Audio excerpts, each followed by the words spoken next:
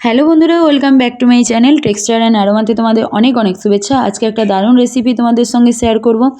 তো একদম আমরা ফিস্টে যে মিক্স ভেজ রেসিপিটা সবাই খুবই পছন্দ করি, তো সেই রেসিপি আজকে তোমাদের সঙ্গে শেয়ার করব। তো এখানে দেখো আমি ডুমো ডুমো সাইজের আলু কেটে নিয়েছি, আলু তুলেও দিয়েছি, দিয়ে হচ্ছে কড়াইতে পরিমাণ মতন একটু স্বাদ অনুযায়ী নুনটা অ্যাড করেছি, আর 1 থেকে 1.5 চামচের মতন হলুদ অ্যাড করেছি এর মধ্যে, দিয়ে একটু ভালো করে ভেজে নেব।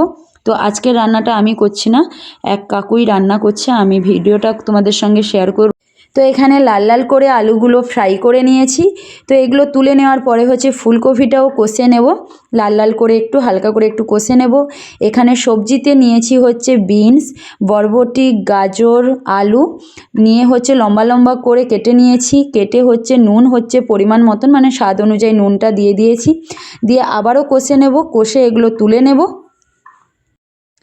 এখানে তেল, কড়াইতে তেল দিয়ে দিয়েছি, কষা হয়ে গেছে। তো ফোড়ন কি কি দিচ্ছে এখানে, দারুচিনি, এলাচ, লবঙ্গ, তেজপাতা এগুলোই এর মধ্যে দিয়েছি। দিয়ে এখানে পেঁয়াজের পরিমাণটা অনেকটাই নিয়েছি আমি, 1 বাটির মতন পেঁয়াজ এখানে কুচিয়ে এর মধ্যে দিয়ে দিয়েছি।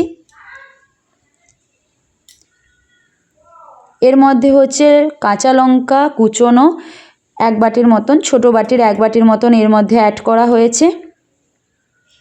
এখানে দেওয়া হচ্ছে আদা রসুনের পেস্ট। তো একটু মশলাটা ভালো করে কষে নেব।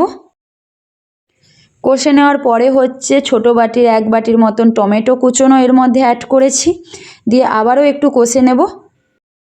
কারণ সবজির পরিমাণ অনেকটাই বেশি, এই জন্য এখানে হচ্ছে 3 থেকে 4 চামচের মতন হলুদ গুঁড়ো পরিমাণ মতনই দিয়ে দিচ্ছি। তোমরা মেপে এইভাবে দিয়ে দেবে, যখন অনেক বেশি রান্না হবে তখন একটু পরিমাণ দেখেই তোমরা দিয়ে দেবে। এখানে লাল লঙ্কার গুঁড়ো 3 চামচ থেকে 4 চামচ এখানে দিয়ে দিচ্ছি, দিয়ে একটু অল্প করে আবারও কষে নেব। তো মশলা যাতে না পুড়ে যায় অল্প করে একটু জল দিয়েছি, দিয়ে আবারও মশলাটা কষে নিচ্ছি। কষে নেওয়ার পরে আবার কি করব তোমরা দেখে নাও। তো এখানে আমি দিয়েছি হচ্ছে ছোটো বাটির 1 বাটির মতন একটু দই দিয়েছি, দিয়ে আবারও কষে নিচ্ছি। তো মশলা কষা হয়ে গেছে, তেল ছাড়া শুরু করে দিয়েছে। তো এর মধ্যে ভেজে রাখা সবজিগুলো দিয়ে এবার ভালো করে হচ্ছে মিশিয়ে নেব।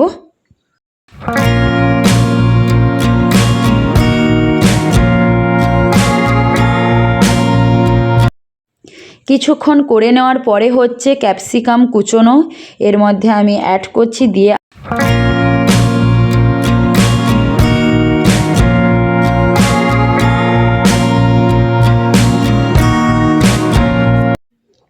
ছোটো বাটির 1/2 বাটির মতন জল এখানে অ্যাড করেছি, যাতে একটু সেদ্ধ হয়ে যায়, সেই কারণেই জল দেওয়ার পরে হচ্ছে এখানে হচ্ছে এবার আমি দিচ্ছি হচ্ছে কাজু পোস্তর বাটা 4 থেকে 5 চামচের মতন এখানে অ্যাড করা হচ্ছে। আমি পরিমাণটা তোমাদের জানিয়ে দিচ্ছি, আমরা পরিমাণ মতনই দিয়েছি। তো তোমাদেরকে সেই পরিমাপটাই বলে দিচ্ছি যে 4 থেকে 5 চামচের মতন পোস্ত বাটা আর কাজু বাটা একসঙ্গেই বেটে রাখা ছিল, সেটাই এখানে অ্যাড করেছি। তো এবার ভালো করে মিশিয়ে নেব। তো কালারটা দেখো পুরো চেঞ্জ, একদম মানে সেই লাল লাল ধরনের কালার একদমই হবে না, এটা একটু হালকা সাদা কালার আসবে, কারণ পোস্ত বাটা আর কাজু বাদামের বাটাটা অ্যাড করা হয়েছে, সেই কারণে। এখানে স্বাদ অনুযায়ী নুন আর স্বাদ অনুযায়ী চিনি দিয়ে দিচ্ছি। এটা 5 থেকে 10 মিনিট হাই ফ্লেমেই হচ্ছিল। তো এটা হয়েও গেছে, অলমোস্ট ডান। তো এর ওপরে কুচিয়ে রাখা ধনে পাতা আমি অনেকটাই পরিমাণ এখানে দেখতেই পাচ্ছ, তোমরা পরিমাণ মতন দিয়ে দেবে। তো এখানে দেওয়াও হয়ে গেছে, মেশানো হয়ে গেছে। আর তোমরা চাইলে হালকা করে গরম মশলার গুঁড়ো অ্যাড করবে, দারুণ লাগবে। আমাদের সেই টাইমটাই দেওয়া হয়নি, তো এই জন্য তোমাদের বলে দিলাম তোমরা গরম মশলা অ্যাড করবে।